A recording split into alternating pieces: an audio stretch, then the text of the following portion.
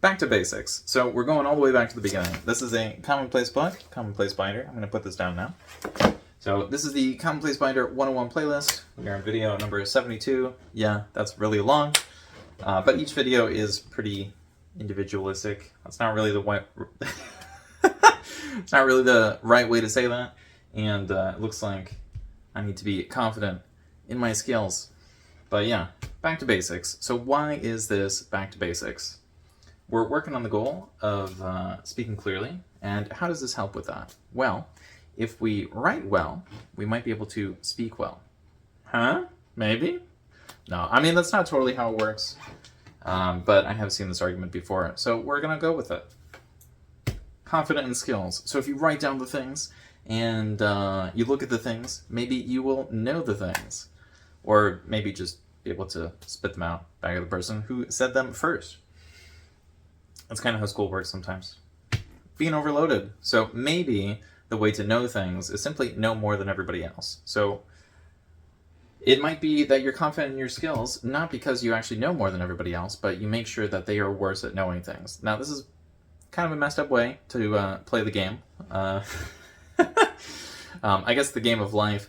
So back when I would play chess in high school for the chess club, one of the things that I would do is I would win based on time. So I'd make the other person run out of time. So it's not that I was confident in my skills. I was confident that the other person would freak out. And it's, it's kind of a messed up way to play the game, but we would both get 20 minutes. And so a third of my games were won on time. So I normally didn't lose, and sometimes I would just win outright. But a third of the games were literally just me running the other person at a time. I was making sure that they were overloaded. They were too stressed. So I would make my move as soon as they made theirs, because my moves would be made to contain the other person, not actually to win. So I wouldn't try to checkmate them. I would try to take their queen. Or I would make it look like I was trying to take their queen. I didn't actually want to take their queen. I wanted them to spend all of their mental energy freaking out about wherever their queen was located and not really think about their king so much. So it's a little bit of a weird way to play the game. I would just threaten their pieces, but not actually take their pieces. And then once they made a mistake, I would just kind of trade pieces until I had more pieces, and they had nothing left. And then once I had overwhelming force, I would just win the game. So it's kind of messed up, but we're trying to stay positive today. So positive mindset. We're going to talk about something other than chess club and eliminating people through simply making them irrelevant.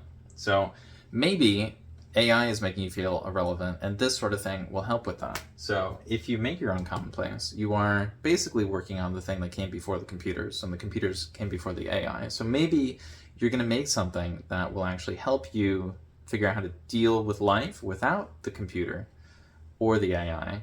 And if something goes wrong and you're not able to access those things, you will have like a backup system. So that'll be kind of nice. We're going to get to that later when we talk about redundancy, but now we got to look at a normal human. So you're looking at a normal human. Look at that. Hello.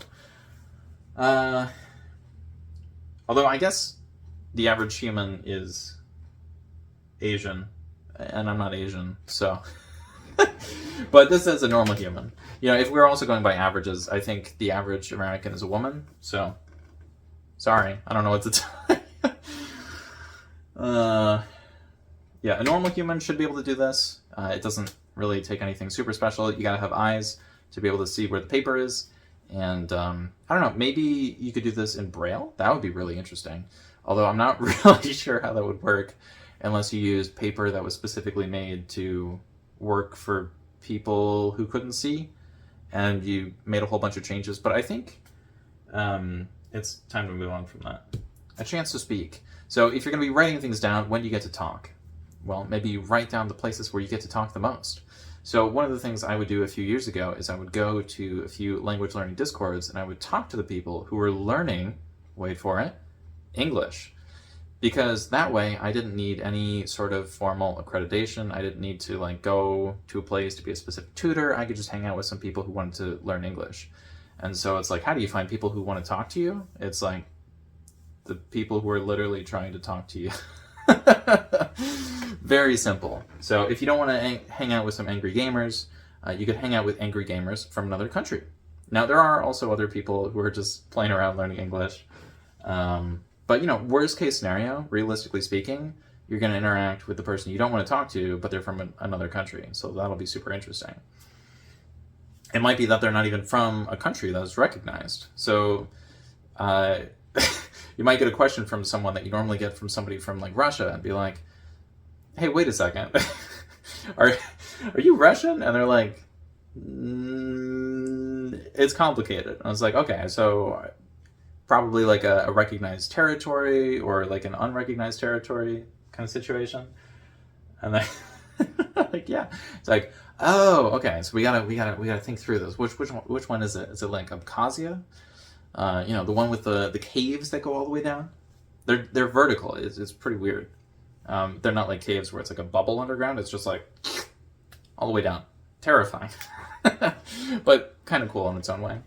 And if you can figure that sort of thing out, the people get really excited. So it's a way to talk to people, learn a little bit about a bunch of different things, or at the very least, reaffirm your own beliefs. So where are we going?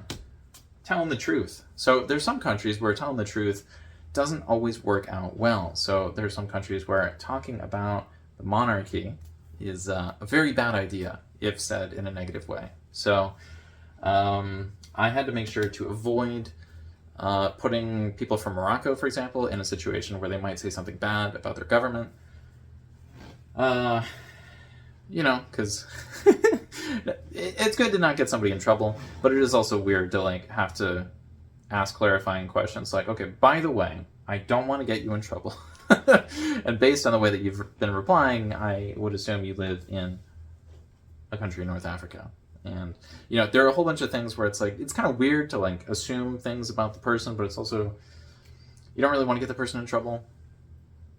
But there's certain truths that aren't actually true in all parts of the world. So like, for example, if you look at Google Maps, it might be there's some parts of the map that are listed differently in different countries. So using the Morocco example again, there have been a few times I've talked to somebody from like Tunisia, for example, that just kind of assumed Morocco controlled all of the Western Sahara.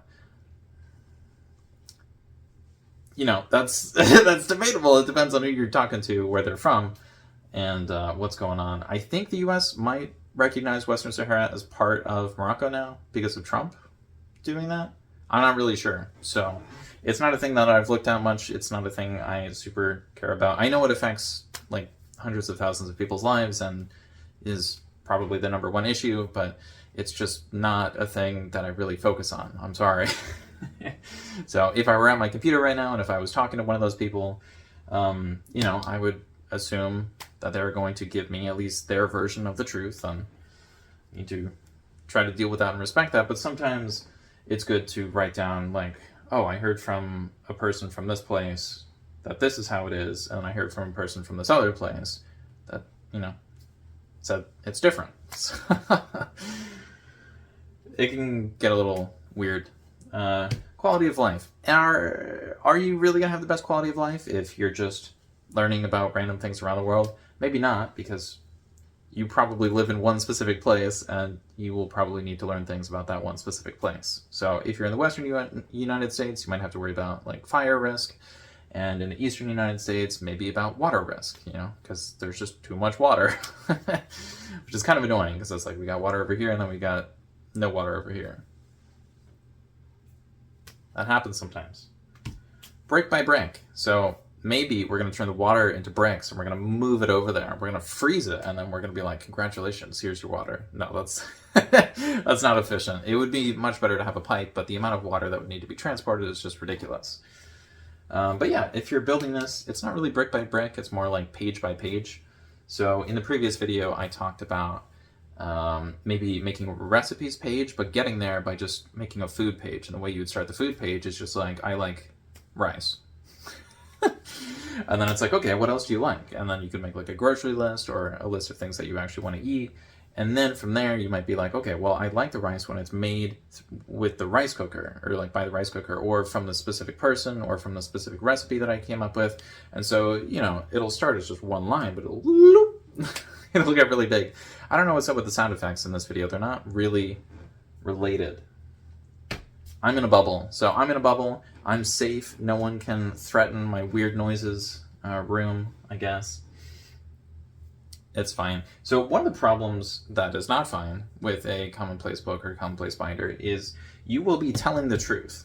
Now, that might sound insane, but if you tell the truth and nobody else does, they're going to look at you like you're the weird one. I'm not doing this as like a tinfoil hat kind of thing, but if you're focused on building something brick by brick, if you're building it very slowly over the course of a lifetime, there might be things that were absolutely true 50 years ago that are just kind of like made up memes at this point. Like they're like if you start talking about like some sort of like 1950s nonsense, people are going to look at you like, dude, that makes no sense. And so it might have been the truth of the time, but it is no longer the truth now. So just, be a little careful with that. For the last like 10 years, I've mostly been focusing on international news, and I've recently started focusing on domestic news. And wow, life is a little different where I live than it was 10 years ago. Big surprise. But that can get really weird. Forced to innovate. Innovation kind of ends up being the only option left. If you've created a little world for yourself, which is super behind the times, you're going to have to catch up somehow. And so is the way to innovate to make an innovative version of an old thing that people don't use anymore? Like, the reason we stopped using it is because it doesn't adapt as quickly. So the quality is much higher, but it's not really objective truth anymore because we have a different reality. And so that might be because the stuff that you wrote down was originally like McCarthyism or something. Or it could be that reality has just changed because, the water levels are higher or lower than they were before. Like, maybe you live in an area with a lot of heavy buildings built in a swamp. I will once again say that Florida was a mistake in terms of the way that Western civilization decided to build there. And I'm not just talking about like Western countries that are like explicitly Western, but if you live in a country like Mexico and everybody sucks all the water out of the lake bed, the lake bed is going to have a problem. So Mexico City sinking pretty fast. Kind of spooky. Yeah. Growing up alone. Are you going to grow up alone if you live in Mexico City? No, that doesn't make any sense. Why would you? That's a weird connection. No, growing up alone might be a little weird if you have a commonplace and you're also focusing on the truth. Because you're not only going to have your own individual reality because you're growing up alone as like an only child or something, but you're also going to have a problem because you're focused on a reality that no longer exists. Like if I go to a field near me, it's no longer a field. It's a warehouse. If I go to another field, there's a bunch of houses. If I go to another field, there's something else there. So again, it's not that somebody told a lie or there was a conspiracy theory or anything. It's like sometimes a tree will fall down. And so I'm not talking about like a philosophical thing where it's like, if it falls in a forest, do we hear it? No, it's just like sometimes the tree is gone and there's a house there. Like, we need to update our crap, okay? Lazy crunch. Is this a lazy crunch? Are you going to rely on this for everything, for all of your thinking? Hopefully not. It might be that you don't want to deal with reality because reality is just stressful, and you're going to focus on this, and it's just going to be like, well, I did the work before, and I don't have to do anything now because I did it, and like I don't have to do it again. I don't know if that's really going to work. I hope so, but I don't think we're in that particular type of, or that era of history. So if we existed at any point before like 500 years ago, it would probably work exactly like that because nothing would really change, and it would just be like, we're trying to get food, water, shelter, and we're trying not to antagonize the people in power and, be born, have kids, die. Like, that's just kind of the... it wasn't a good time. I mean, it wasn't a good time. Wit beyond measure. I think that's from Harry Potter. Ravenclaw, I think. The way that somebody would get into the house. Common room. Yeah, so maybe you thought commonplace, common room. Oh, we're making connections. Wit beyond measure. I'm not really sure if this is going to give you some super clear advantage. It might be that you just talk randomly. So, are we speaking clearly because of a special book, or do I speak in a specific manner because I received an education of some kind, which was a place where people were confident in their skills and they had a little bit more wit than average?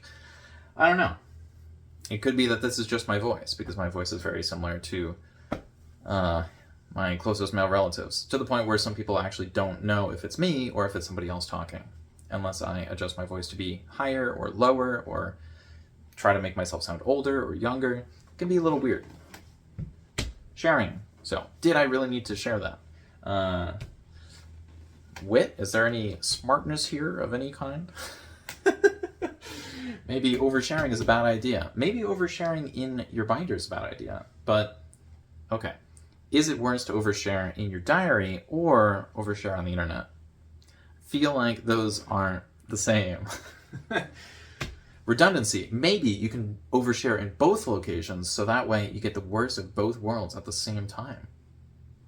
Now, in terms of redundancy, it's good to have commonplace book or the commonplace binder, and also a digital equivalent. So you will have at least a little bit of whatever you have in the other place, and so that way if one of the things goes down or becomes locked behind whatever barrier you have, maybe there were no barriers around your house and a flood came and it just swept everything away. Same goes for a fire. Very disaster oriented today. I don't know. Some things can go bad sometimes, and it's good to have redundancy. Just have a backup.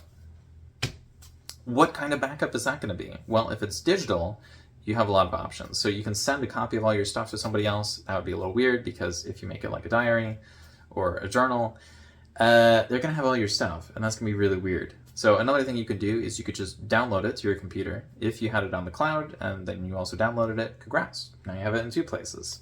Another thing you might decide to do is put everything on a thumb drive. I don't know if they're called thumb drives anymore. I mean, they are like the size of a thumb, so like, maybe. Maybe it's a USB. Do people have those anymore? I don't know. Where are we? I think we're on mimic conversation. So maybe one of the bots will mimic my conversation abilities. There's no other person here. Like, I'm not just, hello, hello. It's more of an echo, but maybe you mimic a conversation with yourself in your binder. I don't know. If you do that over the course of a lifetime, maybe you will kind of be talking to different versions of yourself. Not really, though, because the other versions don't exist. They're dead. No, they're not dead. They just, you know. We can ignore the philosophy again. Worthy topics. Maybe you think philosophy is a worthy topic. And if you do, congrats, you found a topic. Maybe you're really focused on snails. You're like, I want to focus on how to paint snails, and it's just a little like swirl, and that's great fun. And I could draw it on a log. I could draw it on a tree. I could draw it on the ground. Where do I draw a snail? I've never drawn snails, by the way. Or at least if I did, it was a long time ago, and I forgot. So it's a weird example. But maybe you just want a topic category, which is all about weird stuff. So one of the ways that a binder is super helpful rather than a book is because you can take the stuff out and put it back in and move it all around, you can have the digital version and then print the stuff out. And so this will be a place for corrections.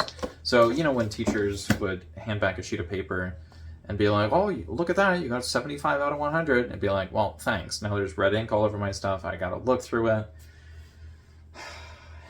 And I didn't get a great grade. I mean, technically, it's, you know, not a 50 or a 25 or a 0. So that's cool. But if it was like a 75 or lower, I'd be like, darn it. That's not great. It's not even necessarily good. So we are almost at 20 minutes. We're focusing on how to speak clearly. I don't know if I'm really doing that today. Actually, it feels like there's something wrong with my throat. So this is probably not a great example. Next video will be on for getting stuff done. That is an abbreviated version of the next title. Sounds a little clunky, but that might be because the next video has a clunky title. So, thank you for watching this today, dealing with all my stuff. And I hope that you are having a great day. Okay, bye.